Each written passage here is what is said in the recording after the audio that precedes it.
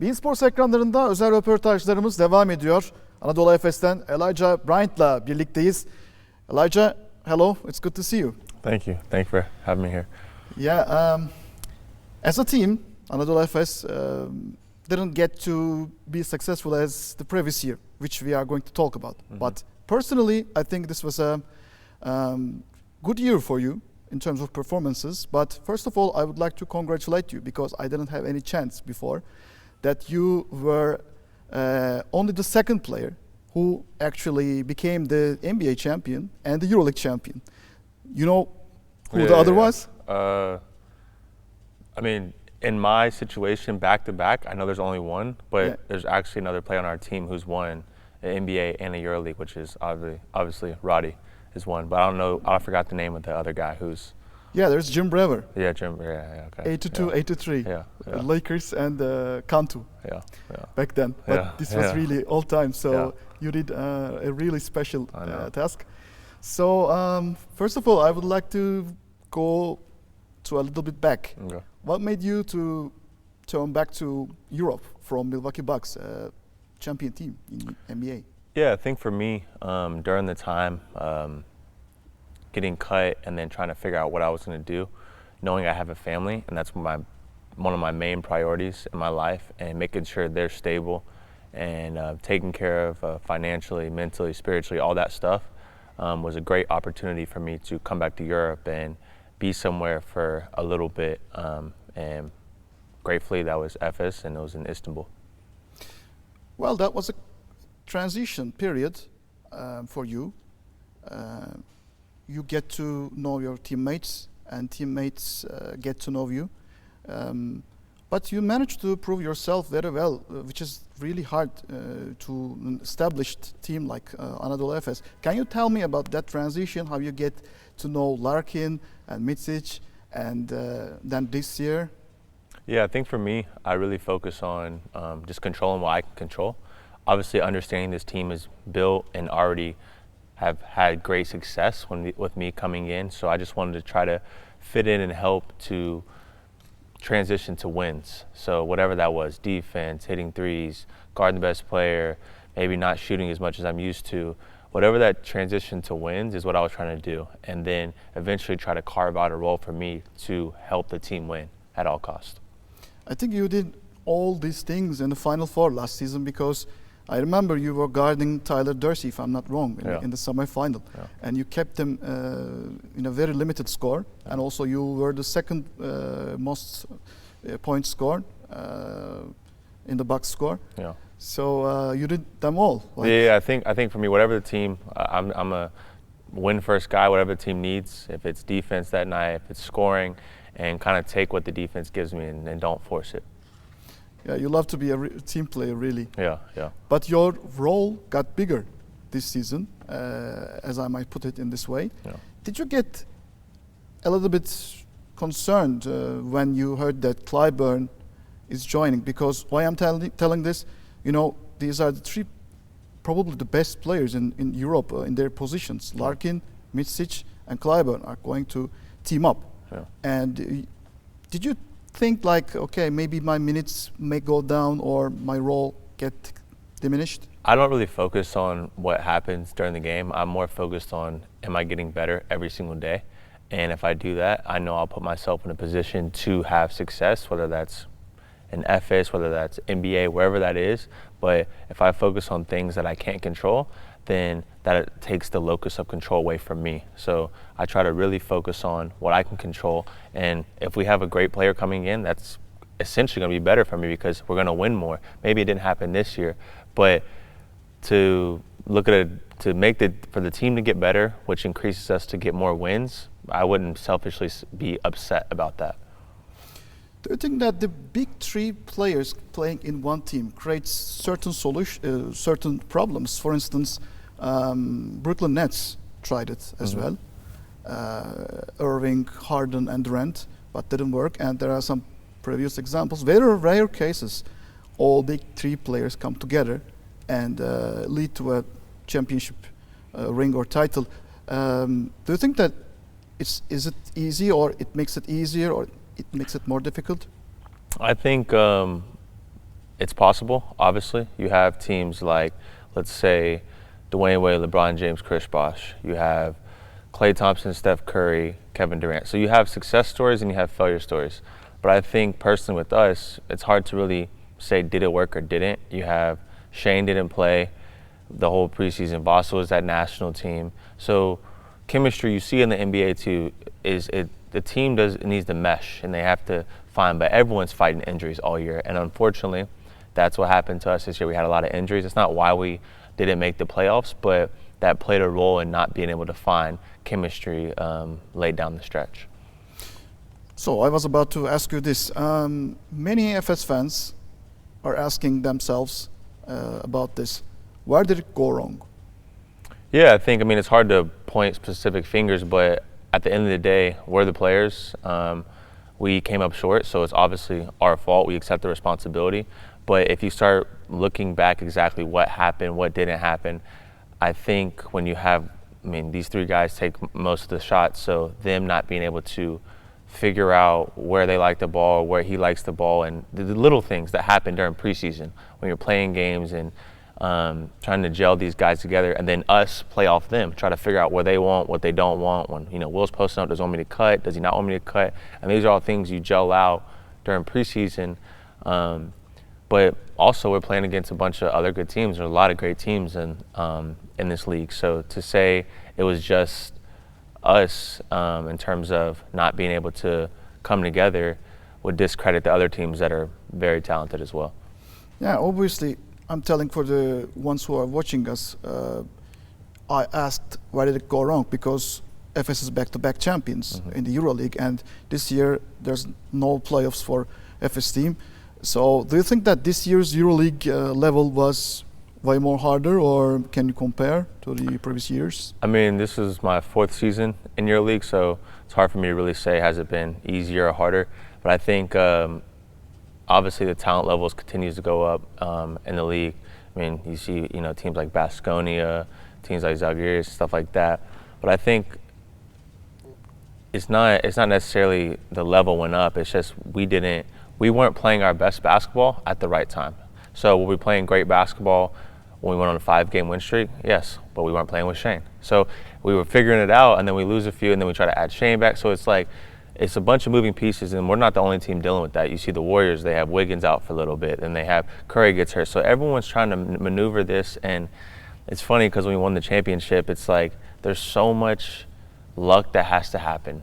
I mean, you talk about Kevin Durant, if his shoe's a little bit smaller. You talk about if James Harden doesn't get hurt 5 seconds into will we be there? Trae Young steps on the referee's ankle. You don't know. I mean, there's a bunch of luck that happens, or Brook Lopez is out for the whole year next year. So, there's a bunch of luck that happens to make a special season. So, to say, okay, Efes had a down year, yes, but there's been a lot of success here, as you see the two banners that are held up. Yeah, okay, of course. So, one question comes to my mind is that, does this not being able to make the playoffs create kind of mental fatigue? Like, how does it feel right now to move on? Because there's the Turkish Basketball League, the Super League, there's a title still there. Yeah, I think I can speak for myself only. I think for me, my main focus is just to come in every single day and get better in whatever capacity that is, whether that's weights, basketball. In terms of team, I think team can be fatigued. I mean, it's been three long seasons for them. And I say them because I've only been here for the past 2 years, but it's tough, but it's our job, right? I mean, people don't like going to work too, but we're lucky enough to play a basketball game for our job, so it's our job to put our big boy pants on and go and compete for a trophy, because this club allows us to be in that position every single year. And I think it would be a dishonor or disrespectful to the owners and the club and to the coaches to not go and do that with full force. I think this year the fans rediscovered your skills and what you can contribute. Actually, it was all there back in the Maccabi season. Then you became a Milwaukee Bucks player. Do you feel that special connection that fans actually build up with you? Did you feel that energy? Yeah, I feel the energy from the fans. I see it on Twitter and stuff. But my main focus is wins. What can I contribute to wins? And I really appreciate the support from the fans. And it encouraged me, to play that full court defense, all that stuff. But I want to really focus on how can I help the team win every night. Okay. We will talk about you and your individual experiences, what you have achieved, what you've seen a little bit more. But first, I need to ask this. Will Clyburn, a teammate of yours, sent a tweet. It was an intriguing one. He said that if there is a problem in the family, feud in the family, then no success will come out of that. How did you reckon that tweet? What does that mean? I don't look too much into that stuff because there's so many lyrics and musics out there that he's probably tweeting something about a music thing, and Twitter's just a place where people, overreact on any little thing. So me, I stay away from that stuff, that drama, and I just try to focus on what's in my control. Okay, so you spend a lot of time in social media? Yeah. Which one, mostly? My favorite social media, probably TikTok for sure. TikTok? For sure, TikTok, yeah. Okay, that's a new generation thing. Yeah, I know. I like to, another passion of mine is like to make videos and stuff like that. So I make videos on TikTok and YouTube and stuff like that. So going back to a lot more back to your BYU years, let's say. I know that you know the coach who was the assistant back then, Mark Pope. Did you know that he was an ex-FS player? Yeah, he played here, yeah. I talked to him about it. Last summer when I went back, I went in his office, we were talking about it. He said he loved Istanbul. Yeah. You did? Yeah.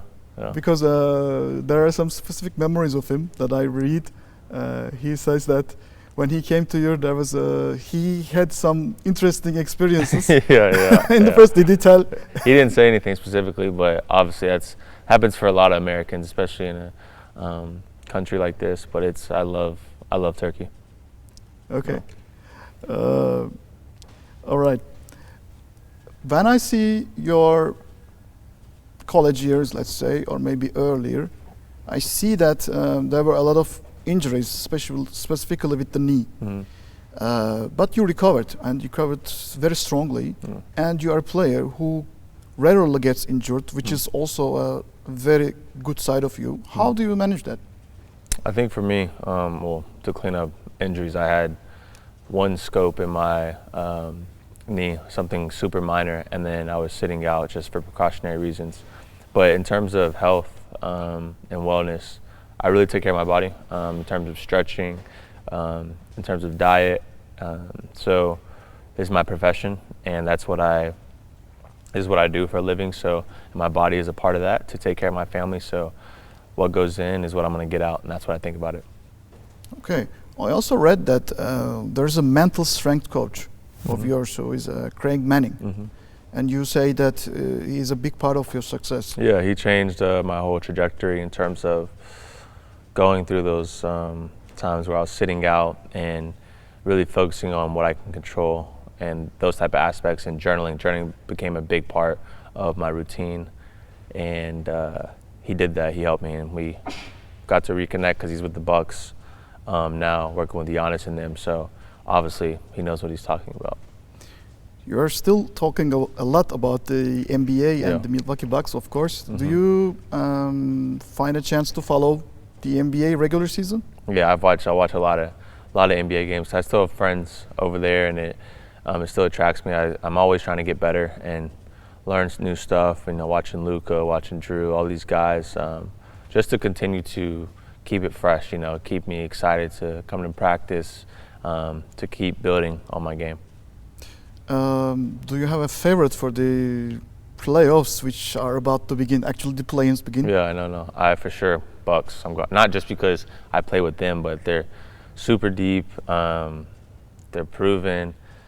I feel like it's theirs to lose. I feel like whoever wins the East is winning. I mean, obviously Joel Embiid's, the Boston's really good, so I think it's going to be between Boston and Milwaukee, and then whoever wins that is going to win the championship.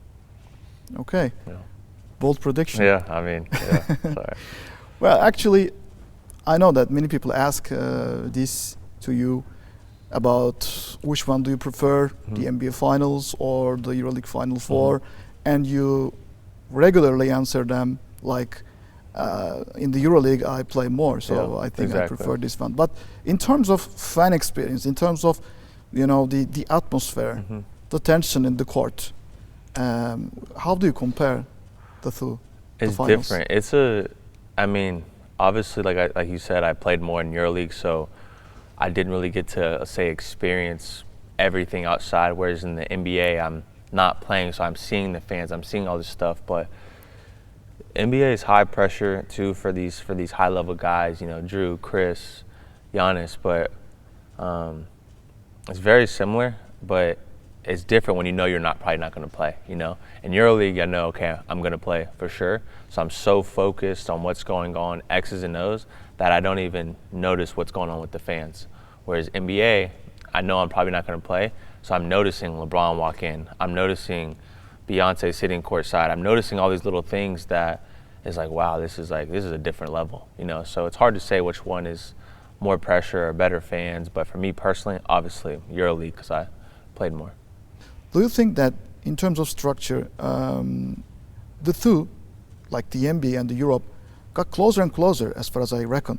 Yeah, I think obviously Europe, they steal some stuff from each other in terms of plays. The coaches go back and forth, but I think it's the same. Obviously, there's different rules, but in terms of NBA, it's just they're way more athletic. That's in terms of the structure of players, but in terms of style, structure, it's slowly starting to merge together for sure. Because many people play the Miami action, many people play the zoom, many people play the staggered twirl, stuff like that. Yeah. So they find solutions because it's a long regular season. In every game you cannot scout your opponent and you have to do something on your own. Exactly. So that is my point of view. Technically, I think this makes the transition for the players maybe easier, if I can say that. Yeah, I think. You mean players going from Europe to NBA? Yeah, for sure. I think, especially with rules like, standing in the paint, like if you can get by your guy, they say it's a make or miss league in the NBA because it's the guys in isolation, break them off, and then he's just going to make a read and you're going to get an open shot or have to make a pass. So the NBA is the decisions are way quicker, but once you figure that down, then it's pretty much the same. Okay.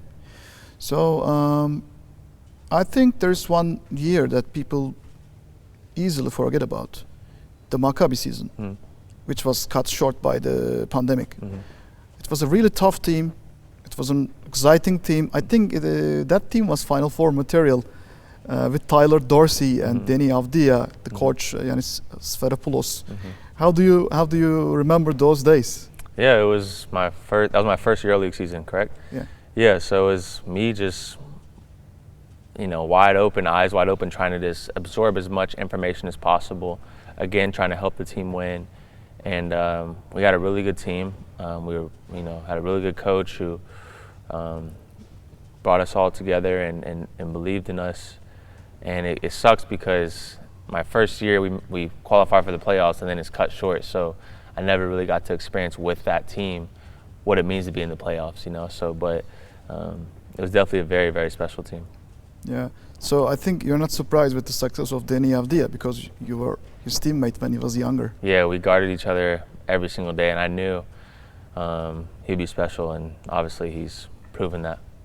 And also Tyler Dorsey, now he's in here playing. Are you talking with each other? I talk to him here and there, but I think we all know he's a great scorer, and we've seen that over the years. I saw it a lot every day in practice with Maccabi, and we saw it this summer when he played with the national team and then the Mavericks and now Finner. So he's been doing that since his Oregon days. So, yeah. I think he might feel a little bit colder to you because you literally shut him down in the semifinal. Yeah, I know. Last year. We actually saw each other in the hotel and we talked, and but the basketball world is such a small world, so it's good to compete on the court and then have dinner off the court. Okay, I think the Fenerbahce fans expected Dorsey way more sooner, but he remained in G League. This opens up a maybe window for us to talk about the G League and the Euro League dilemma. So what is the trade-off, do you think? Why makes people to stay in the G League? Of course, to be close to the NBA, but sometimes it's really hard to make it to the NBA. I think maybe fans don't understand it's not as easy to be overseas, without seeing your family, not for holidays, and being away from family is not easy. You sacrifice a lot, but obviously you're taking care of your primary family financially. But sometimes guys don't want to sacrifice that, and they enjoy their time with their family. And I think obviously in terms of level, EuroLeague's a higher level and you can make more money, but I think fans have to understand too that we're foreigners in these other countries. Everything's not normal to us. Going to the grocery store is a whole different task. And that can take a toll on you if you're not used to it. So I think some guys, I think Dwayne Bacon said something about it the other day in a tweet about how it's tough being overseas. He's missing his kids, all that stuff, and all that stuff is true. And then there's a lot of pressure in terms of winning. So I think obviously everyone has their own choice, but that's a big dilemma in terms of G League and Euro League. Yeah, of course. So what is on your horizon? I think this is the last season of your contract. So what do you think? Do you, let's say, think about going back to the NBA, trying back in the NBA again?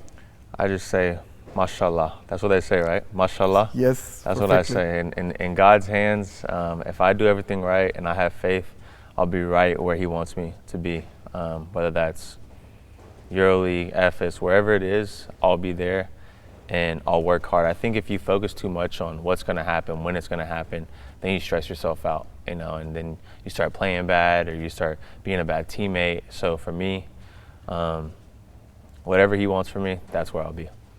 Okay. But currently you're happy, as far as I understood, in Istanbul with your wife and family, your kid. Your kid named Blue, right? Blue, yeah. Does that have Blue. something to do with the blue? Blue Dental? It's BLU, and it means gift from God. Yeah. Okay. Yeah. Because there was the Maccabi, one of the cult personalities of I know you're talking about. Maccabi team. He played for the Lakers, no? Yeah. Yeah, I know you're talking about. Yeah, I know you're talking about. David Blue. Yeah. So EuroLeague, hardcore EuroLeague fans will definitely know that name. Yeah. So I think it's great to see you in EuroLeague because you are always a learner. I think you also watch basketball a lot. I watch a lot of basketball. Yeah. I don't know how and when do you find time for that? I watch a lot of. That's what I watch when I go to sleep. NBA games, and I usually watch full games because I'm trying to pick up things from Luka or like I said, Drew. These different guys. These little things that they do that I can add to my game. But day by day, I think you're adding a lot more weapons to your spectrum. Yeah. You are playing, when your face is up to the rim, or you can play in the low post, like you can post up, and you can play like a point guard. Yeah. What parts that you think that you need to improve more? I think for me, to improve more are quicker decisions and consistency. So I can do everything. I can play point guard, I can guard the best player, I can play post up like you said, but in order to be successful at a high rate, I have to be consistent. I have to shoot the three at a consistent clip. I have to stop turning the ball over as much. I need to rebound consistency. You see these high-level guys, Mike, Vasa, Will, it's consistency every night, 15 points a game, 8 rebounds. So that's obviously it fluctuates with minutes, but I think that's the next step for me. And that just comes with reps and obviously minutes. Okay, please tell me a guy that you hate to play against. Hate to play against? It used to be Shane, which is funny. It used to be Shane, but now my hardest matchup probably is probably Mike James. Probably hardest matchup because I know he wants to get to a step back right, but I want to force him left. But he's also strong too, so he can get to my body. And usually guys who are smaller, I can be more aggressive with them. But he's going to get into my body and then draw the foul. And then he jumps super high on his jump shot, so I can't contest as hard, because if I contest too hard, then he's going to fall and it's a foul. So there's a bunch of things to manipulate with him, but obviously he's a super hard for anyone to guard. But I like that matchup though. And one game that you enjoyed the most? Enjoyed the most? Obviously the Olympiacos game, the Final Four game. It's just so, the format is so much pressure. It's like, it's not a tournament, it's like you win and you lose and you go home, you know, so my naps are just stressed out. Like, so when we win that game, I play well. I just felt like amazing, you know, so, but to be able to play that well in that game and then help the guys win was one of my favorite games ever, for sure. Oh, do you get ever stressed? You never seem to be. I mean, I get stressed, but that's part of the game. You know, you get the butterflies before, you get that stuff, but once you start moving and you develop these routines that allow you to stay focused, because once I get on the bus, I have every certain routine that I'm doing to make sure everything's automated, or I allow my body to get into a flow state, so I'm not thinking, everything's based on assertiveness. So that's how I try to limit my anxiety. And it goes without saying that your next big goal is just to win the Turkish League, I believe. Yeah, exactly. That's what we have in front of us, and that's what we're focused on now, and hopefully we can do that. Okay, we're coming to end. One very small question. People say that you have a certain routine during the day. Mm-hmm. You even have a diary? Yeah, I have a journal. Yeah, I write in a journal every single day. I read my scriptures every single day. I stretch every day. Like I'm very routine based. You can even ask my teammates. I stay in a routine because it takes, like, I don't have to make decisions all day. I know what I'm doing at every single point in the day. So all that decision making I can save for when I'm on the court or when I have to make decisions for my son. So it's called, like, I don't give myself the chance to have decision fatigue because I try to not make that many decisions during the day. I try to just make sure it's automated. That what makes you an exemplary player to the young ones to follow, yeah. I believe. So it's good to see you, and I'm very sure that Efes fans will, demand you to stay in the Efes team. You're a fan favorite player now, I tell you. Thank you. It's good to see you. Thank you. Good to see you too. Thanks for your, let's say, sincere answers. Perfect. Thank you so much for having me. beIN Sports ekranlarında konuğumuz Anadolu Efes'ten Elijah Bryant'tı. Keyifli sohbet için kendisine teşekkür ediyoruz ve yeniden görüşmek üzere. Hoşça kalın.